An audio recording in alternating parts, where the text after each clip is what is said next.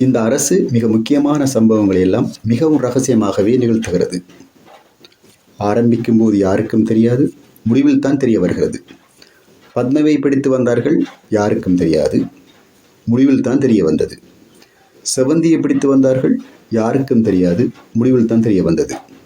அதே போல்தான் இன்னும் 2 சம்பவங்களை நிகழ்த்துவதற்கு திட்டமிட்டுள்ளது இந்த அரசு. அதற்கான நடவடிக்கைகளை மிகவும் ரகசியமாக இப்போதே தொடங்கிவிட்டது.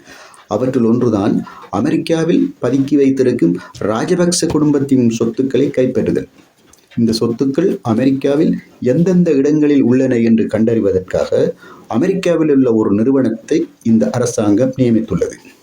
அந்த நிறுவனம் இவர்களின் சொத்துக்களை தேடித் திரிகிறது. இப்போது வரைக்கும் கண்டுபிடிக்கப்பட்டுள்ள சொத்துக்களின் விவரங்கள் அரசிடம் அறிவிக்கப்பட்டு கொண்டிருக்கிறது. முழு சொத்துக்கள் தொடர்பான விவரங்கள் திரட்டப்பட்டதும் அரசாங்கம் நடவடிக்கையில் இறங்கும். அப்போது நமக்கு தெரிய வரும் எத்தனை கோடி, எத்தனை பில்லியன் பெறுமதியான சொத்துக்களை இந்த மஹிந்தவின் குடும்பம், ராஜபக்சவின் குடும்பம் வெளிநாடுகளில் பதுக்கி வைத்திருக்கின்றது என்பது நமக்கு அதன் பின் தான் தெரிய வரும். 2வது சம்பவம் தான் மைத்திரி ரணில் ஆட்சியில் இடம்பெற்ற மத்திய வங்கி பிணைமுறி மோசடி. இதன் சூத்திரதாரியான முன்னாள் ஆளுநர் அர்ஜுன மகேந்திரனை பிடித்து வருவதற்கான ஆபரேஷனையும் இந்த அரசாங்கம் மிகவும் ரகசியமாக தொடங்கியுள்ளது. அந்த நாட்டின் சட்டத்தின்படி அவரை கைது செய்வது என்பது இலகுவான காரியமல்ல.